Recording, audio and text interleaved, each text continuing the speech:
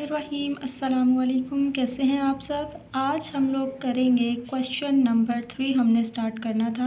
पिछली वीडियो में हम लोग एक्सरसाइज 1.5 के क्वेश्चन 1 और 2 सॉल्व कर चुके हैं। हम लोग कर रहे हैं क्लास 9 मैथमेटिक्स बुक है हमारे पास। चैप्टर नंबर 1 हमने स्टार्ट किया हुआ था मैट्रिसेस एंड डिटर्मिनेंट्स।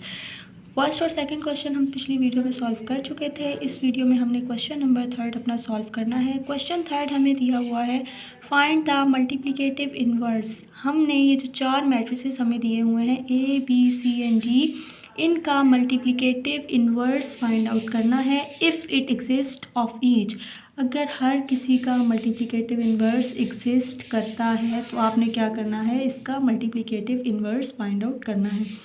आपको मैंने जो इंट्रोडक्शन की वीडियोस अपलोड की थी उसमें मैंने बताया था कि मल्टीप्लिकेटिव इन्वर्स का क्या फार्मूला होता है।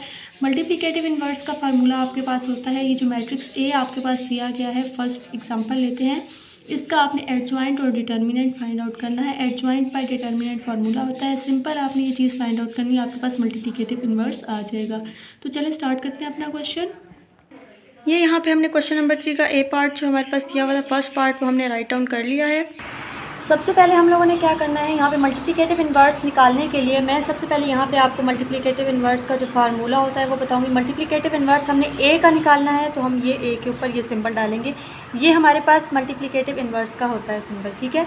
इक्वल्स टू, ये हमारे पास किसके इक्वल होता है, सबसे पहले तो ए का मल्टीप्लिकेटिव इन्वर्स ले रहे हैं तो एडजॉइंट ऑफ ए होगा, ठीक है।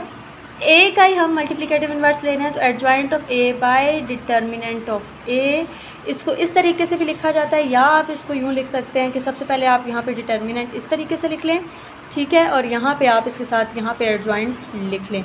यहाँ पे अगर गौर करें, अगर एडजॉइंट को आप 1 से मल्टीप्लाई करेंगे तो ये एडजॉइंट पर डिटर्मिनेंट इसी तरीके से आपके पास आ जाएगा। अब इन्वर्स फाइंड आउट करना है। इन्वर्स फाइंड आउट करने के लिए हमें इस जो हमारे पास ए मैट्रिक्स दिया गया है इसका हमने एडजॉइंट फाइंड आउट करना है। एडजॉइंट के बाद हमने उसका डिटर्मिनेंट फाइंड आउट करना है। आपकी मर्ज़ी है, आप जो पहले फाइंड आउट करना चाहते हैं। हम पहले डिटर्मिनेंट फाइंड आउट कर लेते हैं।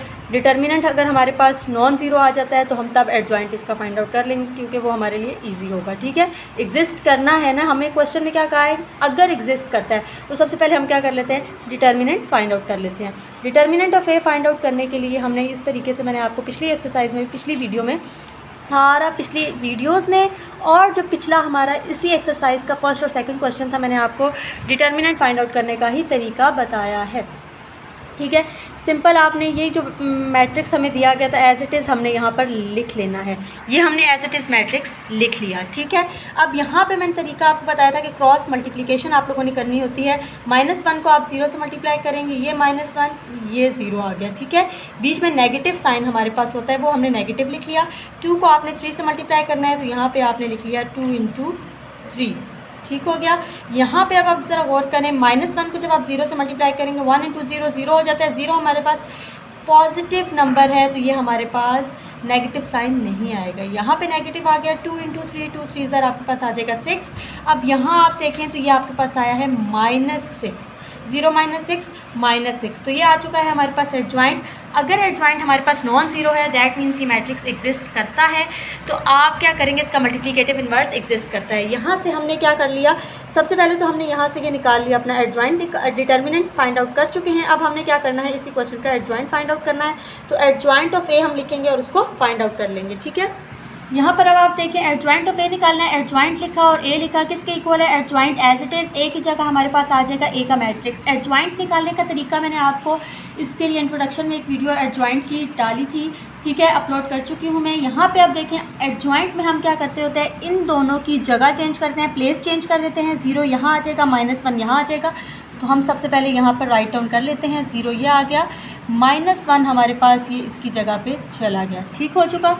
अब इन दोनों की तो हम प्लेस चेंज करते हैं, इन दोनों का क्या चेंज करना होता है, इन दोनों का हमने साइन चेंज करना होता है। अगर यहाँ नेगेटिव होता तो हम पॉजिटिव कर देते हैं, अब पॉजिटिव है दोनों तो दोनों हम नेगेटिव लिख देंगे, ठीक है। अगर नेगेटिव हो तो पॉजिटिव, पॉजिटिव हो तो नेगेटिव। ये आ चुका है हमारे पास इसका एडजॉइंट, ये आ चुका है हमारे पास डिटर्मिनेंट। हमने अब क्या कर लिया, इन्वर्स फाइंड आउट करने के लिए मैंने आपको बताया था, इन्वर्स फाइंड आउट करने के लिए हमने एडजॉइंट और डिटर्मिनेंट दोनों फाइंड आउट करने होते हैं।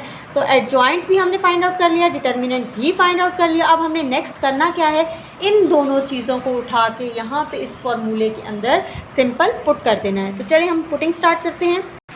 ये हमने फार्मूले के अंदर पुट कर लिया। ए इन्वर्स हमारे पास इक्वल होता है adjoint of A by determinant of A. Adjoint of A हमने निकाला, वो यहाँ पर लिख लिया जो वैल्यू हमारे पास आई। डिटर्मिनेंट ऑफ ए हमने जो फाइंड आउट किया, जो हमारे पास वैल्यू आई, वो हमने यहाँ पर लिख ली। ठीक है, राइट डाउन कर लिया है।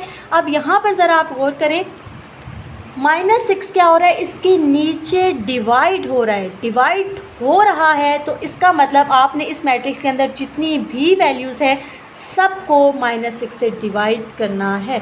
ठीक है, 0 के नीचे भी आपके पास आ जाएगा -6, -2 के नीचे भी आपके पास आ जाएगा -6, -3 के नीचे भी -6, -1 के नीचे भी -6। अब यहाँ ज़रा गौर करिएगा, ये minus minus cancel, minus minus cancel, minus minus cancel होकर ये तमाम वैल्यूज़ आपके पास क्या आ जाएंगी, प्लस हो जाएंगी। अच्छा, अब यहाँ पर एक गौर करिएगा, 0 के नीचे आप कोई भी चीज़ डिवाइड करें, मल्टीप्लाई करें, जो मर्ज़ी कर लें, 0 आपके पास हमेशा 0 ही रहेगा। ठीक हो गया। शर्त यह है कि 0 में से अगर आप कोई माइनस करें, प्लस करें, तब वो वैल्यू चेंज हो जाती है। मल्टीप्लाई कर रहे हो, डिवाइड कर रहे हो, कुछ भी कर रहे हो, 0 हमेशा आपके पास 0 ही रहता है। अब यहाँ पर आप देखेंगे तो पॉजिटिव हो चुका है। नेक्स्ट अब आपने क्या करना है, 2 1s are 2 हो जाएगा, 2 3s are 6। तो यहाँ पे आपके पास 1 आ गया और यहाँ पर क्या आ गया, 3। तो ये आप लिख लेंगे 1/3। ठीक हो गया। यहाँ पे आप देखें 3 × 1, 3 1s are 3, 3 2s are 6। तो ये आपके पास आ गया, ऊपर आ चुका है 1, नीचे आ चुका है आपके पास 2। यहाँ पे 1 था तो 1 एज इट इज़, नीचे 6 था 6 एज इट इज़। ये आपके पास आ चुका है ए का मल्टीप्लिकेटिव इन्वर्स। अगर कोई चीज़ ऐसी जो आपको इसमें ना समझ आई हो, कहीं पे भी कोई प्रॉब्लम आ रही है, तो आप मुझसे पूछ सकते हैं। ये तो हमारे पास ए का मल्टीप्लिकेटिव इन्वर्स। क्वेश्चन नंबर 3 का फर्स्ट पार्ट हमारा यहाँ पर कंप्लीट हो चुका है। Second, third, fourth part same as it is आपने करने हैं। तो मैं क्या करूँगी, इसमें से आपको मैं एक थर्ड पार्ट समझा देती हूँ और एक फोर्थ पार्ट समझा देती हूँ। बी पार्ट आपका होमवर्क है, same as it is B part आपने करना है। थर्ड पार्ट में आपको समझा देती हूँ। थर्ड पार्ट थोड़ा सा हमारे पास, क्योंकि क्वेश्चन में दिया हुआ है इफ़ इट एग्जिस्ट, अगर एग्जिस्ट करता है, बी एग्जिस्ट कर जाएगा आपके पास, या आपने खुद सॉल्व करना है। अगर नहीं समझ आती तो आप मुझसे कमेंट सेक्शन में पूछ सकते हैं, मैं ये दोबारा बी जो है समझा के अपलोड कर दूँगी। थर्ड और फोर्थ की तरफ चलते हैं। थर्ड हमारे पास सी दिया हुआ है, इसको स्टार्ट करते हैं सॉल्व करना।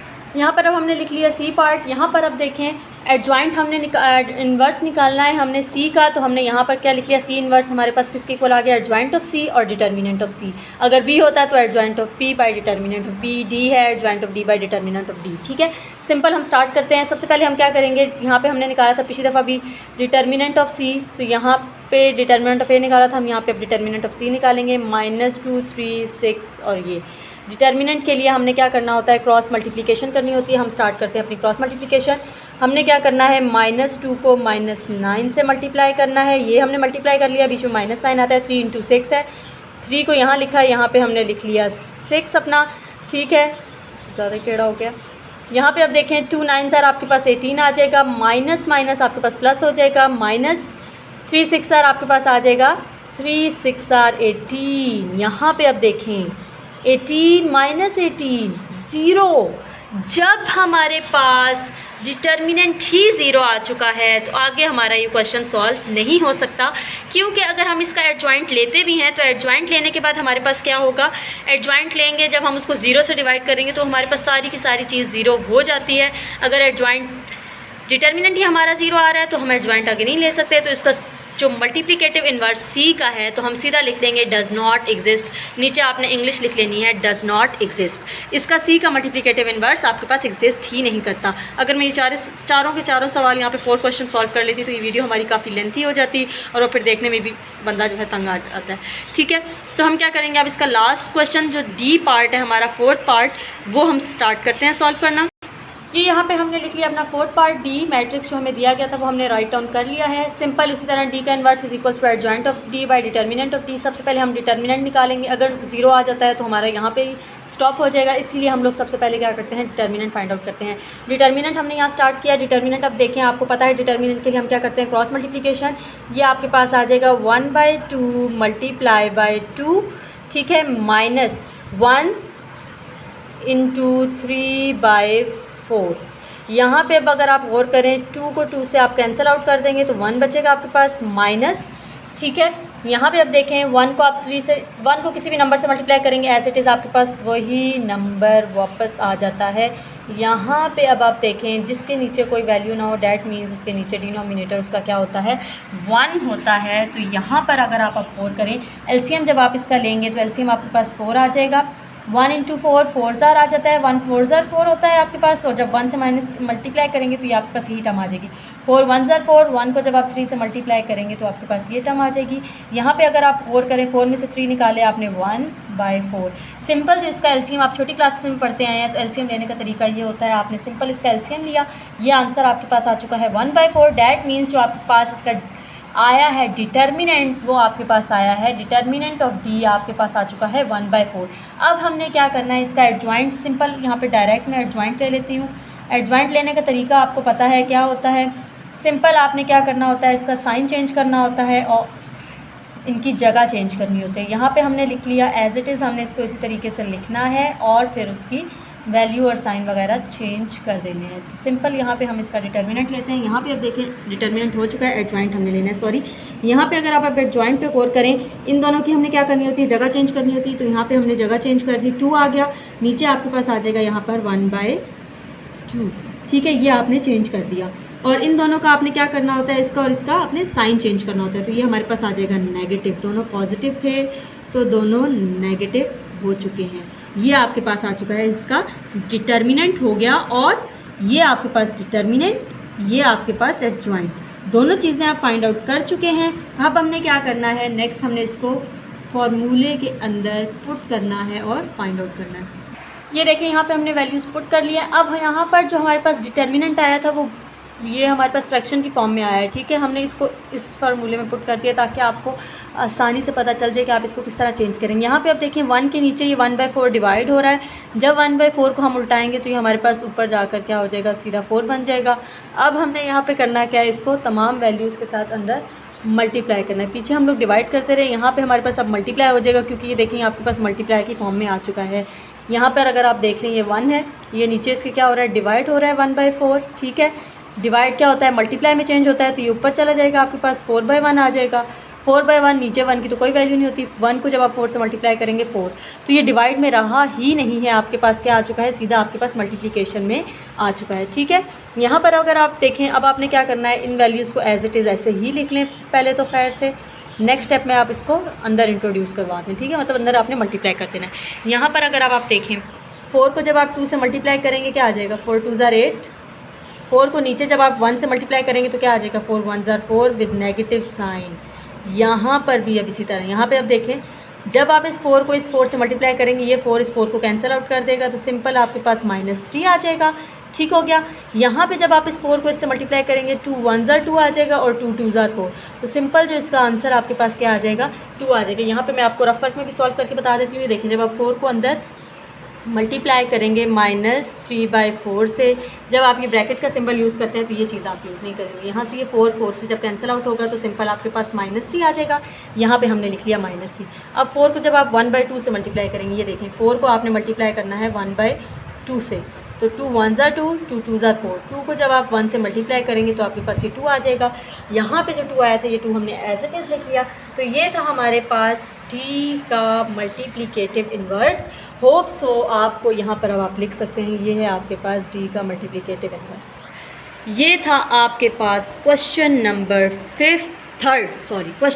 3 का 4th पार्ट। क्वेश्चन नंबर 3 का फर्स्ट थर्ड और फोर्थ पार्ट मैंने आपको समझा दिया है। सेकंड पार्ट जो था वो मैंने आपको होमवर्क दिया। उम्मीद करती हूँ ये क्वेश्चन आपको समझ आया होगा। मल्टीप्लिकेटिव इन्वर्स बहुत इजी है, सिंपल। आपको एडजॉइंट और डिटर्मिनेंट लेना आना चाहिए। मैंने एडजॉइंट की भी अलग से एक शॉर्ट वीडियो डाली है, डिटर्मिनेंट की भी एक छोटी सी वीडियो बना के अपलोड की है, वहाँ पे आप देख सकते हैं। वो तरीका भी आपको समझ आ जाएगा। अगर वो चीज़ आपको समझ आ जाती है, एडजॉइंट लेना, डिटर्मिनेंट लेना, तो ये चीज़ आपके लिए बहुत ईजी है। सिंपल आपने वैल्यूज़ पुट करनी है और आपके पास मल्टीप्लाई डिवाइड करके आंसर आ जाएगा। तो ये था हमारे पास क्वेश्चन नंबर 3। होप सो आपको ये समझ आया होगा। अगर आपको मेरी ये वीडियो पसंद आई है तो please like, share and subscribe my channel. Thanks for watching. अल्लाह हाफिज़।